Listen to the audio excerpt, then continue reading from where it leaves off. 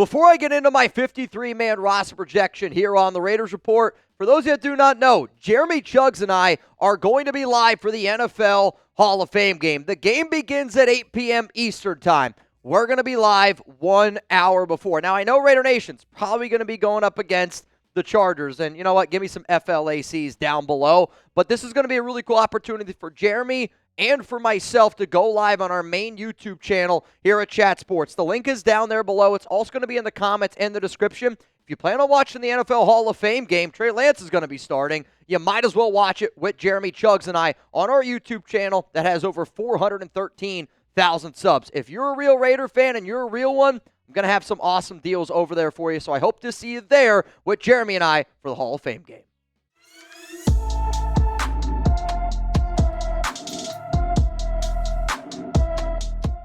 A brand new Raiders 53-man roster projection coming at you here on the Raiders Report. My name is Mitchell Renz, and the reason why I'm doing this show was I was asked on Twitter to do this segment because of everything that has happened around adding Jamal Adams, around moving on from Christian Wilkins. So the numbers that you're going to see are the number of me literally listing out what number they are in the 53-man. And I'm going to do this going at depth chart. Then I'm going to tell you which players make it from this Raiders roster. Where we got to start here is at the quarterback position.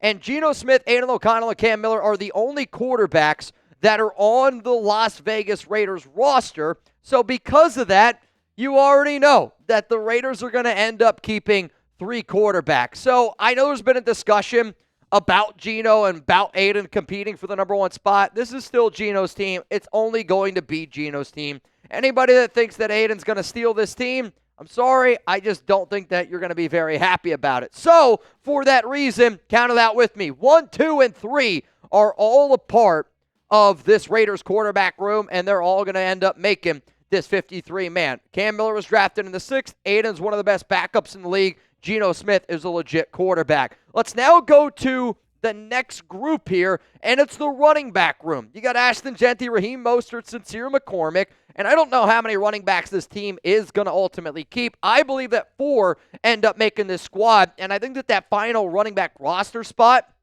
is going to be between Zamir White, Dylan Laube, Chris Collier, based off of the reports that we've heard from training camp and based on the information that I have received. I believe that the 4 running backs that end up making this Raiders roster are Jeanty, Mostert, Zamir McCormick, and Zamir White. I know that I have gone between Zeus and Dylan Laube on my running back projections for my 53-man, but I'm always going to go with what I hear the most recent. Zeus has lost weight. He has picked up some speed. He's also looks like he's just trying to figure out ways to be a bigger part of that offense. And Dylan Laube is just falling farther and farther behind in that running back room, and I don't know exactly where he fits for special teams purposes. Let's go to the wide receiver room, and really fun group that we have here, a lot of young talent. I will tell you this, I do not have Alex Bachman in my 53-man, but I do think that if you were to tell me the Raiders end up keeping 6 wide receivers, I'm going to put Alex Bachman in that list, and I'll be very transparent. I think the next time that I end up doing this 53-man, I'm probably going to have Bachman end up making it. But I wanted to keep some extra players on the defensive side of the football because I think there's some extra question marks around the defense, how it stands right now. So because of that, I'm going to keep 5 wide receivers. I know Jakobi, Dante, Tre Tucker, and Jack Bech. The Raiders are really going to focus on using these 4 players a lot. Based on what I've been told, Tommy Mellott, you can tell that he's a really good athlete.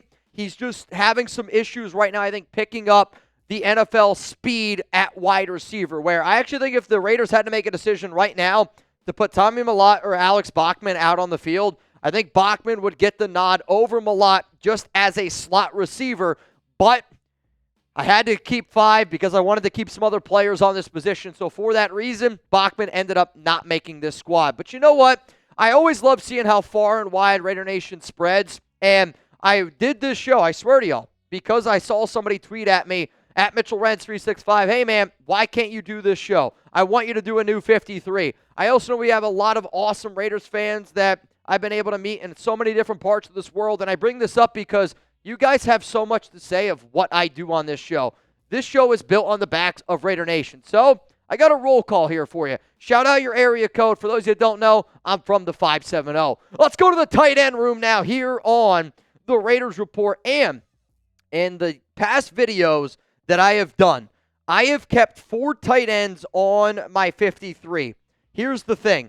That is going to switch up after what I've seen at training camp and not necessarily what I've heard. We've heard a lot of 2 tight end sets. I think right now, yes, the Raiders will do some 2 tight end sets, and yes, you're going to see 3 tight ends out on the field at times, but the number one personnel grouping that I have been seeing is 11 personnel, which is 3 wide, 1 tight end, and for that reason, I'm going to keep 3 of them.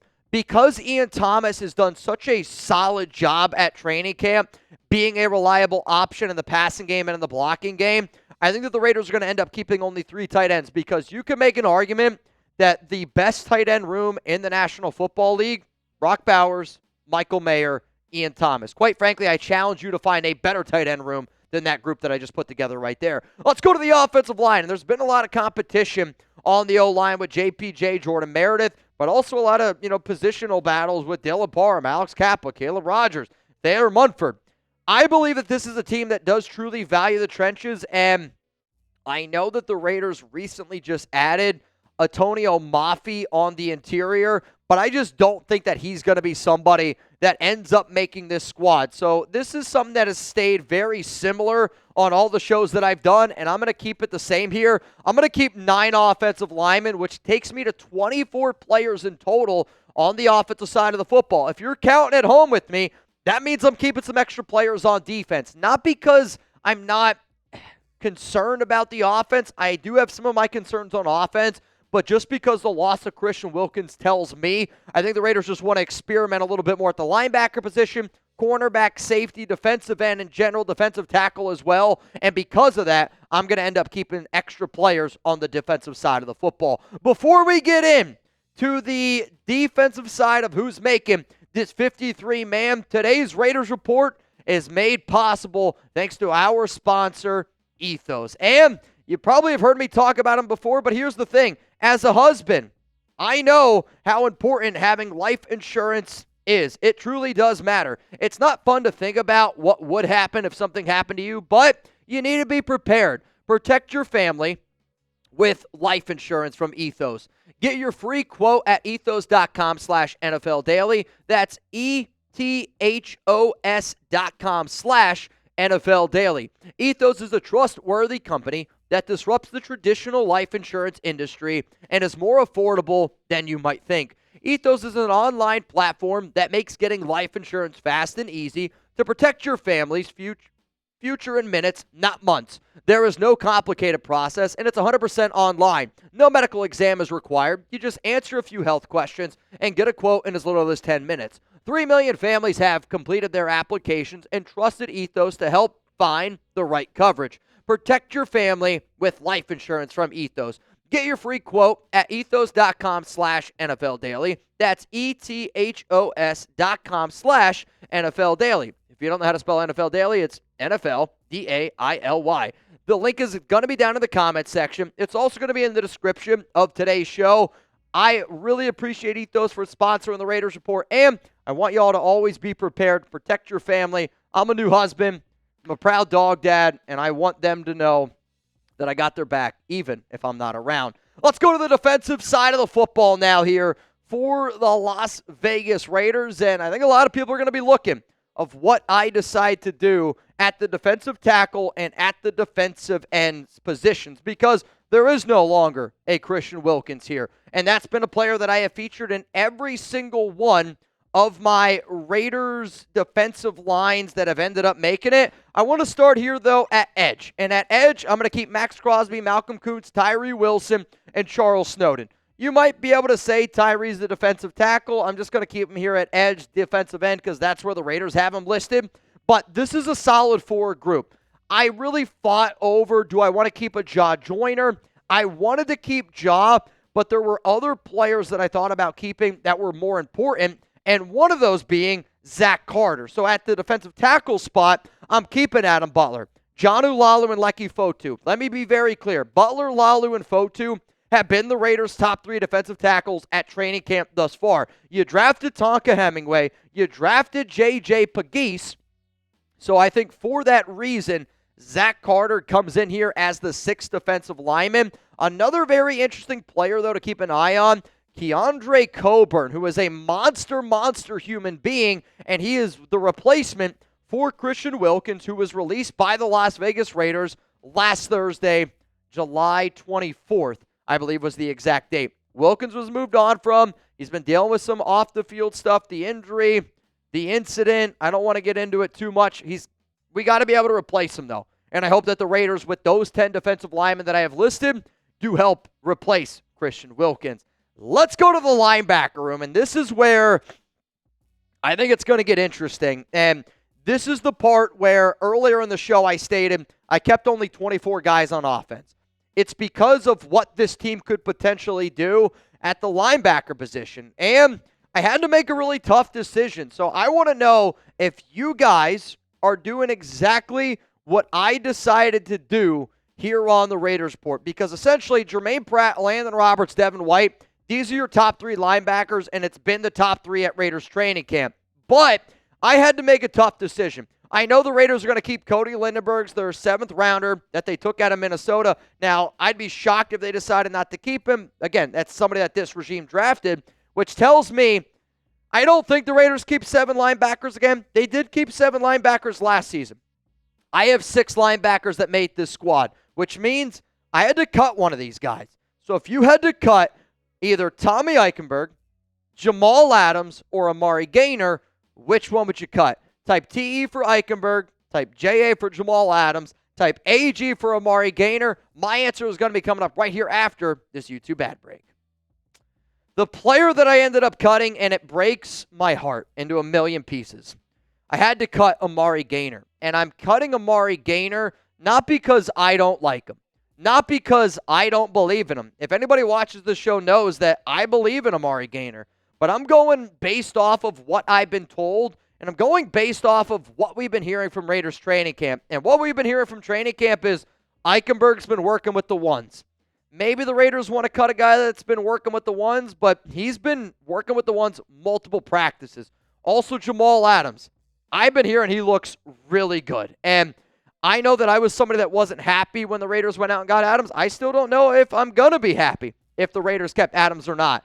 But based off of coaching connections, based off of the way that the Raiders are viewing Adams and what he brings to the table, and the way that this defense is being set up right now, I think Jamal Adams gets the nod over Amari Gaynor. Now, I would still put Gaynor on that practice squad, but I think Gaynor's good enough to make a 53 squad out there.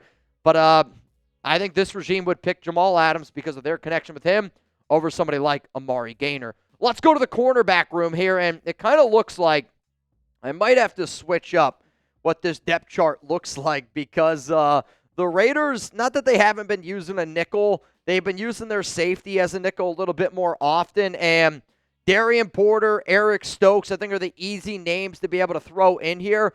Ultimately, I ended up keeping 5 cornerbacks, but I do wonder if I should have kept 6 or I should have exchanged Darnay Holmes for another guy. Now, Jacorian Bennett, he's been behind Stokes, behind Darian Porter, behind Cameron Richardson. The top 3 corners on this team right now, Stokes, Porter, and Richardson. That's what it's been at training camp. Bennett's kind of been the odd man out, and I'm also going to keep Darnay Holmes. A sneaky name that y'all got to keep in mind, Greedy Vance. The UDFA corner from USC has been making a name for himself over the past few days at training camp. He even got a special shout-out from Pete Carroll. In fact, when Pete was asked which players have been standing out since putting the pads on, Devin White, Jamal Adams, Greedy Vance. And very important, he is a nickel corner.